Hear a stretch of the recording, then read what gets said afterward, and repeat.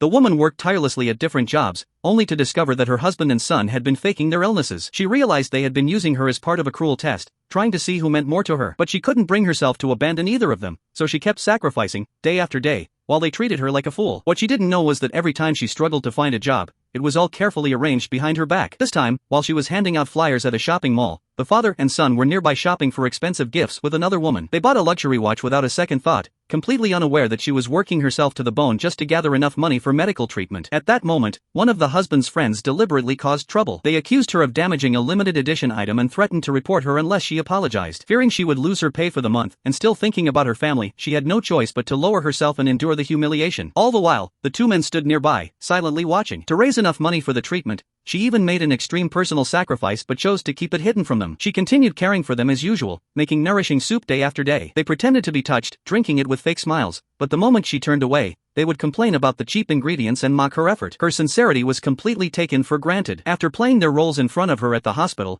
they would go out to party at night. One evening, they held a lavish gathering at a luxury house, without knowing the woman had taken on a part-time job at the same place. During her shift, she accidentally spotted a photo of the two. Just as she was about to take a closer look, someone called her away. At that very moment, her husband was holding another woman close, participating in flirtatious party games while surrounded by laughter. And that's when she saw it. She couldn't believe the well-dressed man in front of her was the same poor husband she had been supporting all this time. Hoping it was all a mistake, she called his number, only to have reality hit her harder than ever before.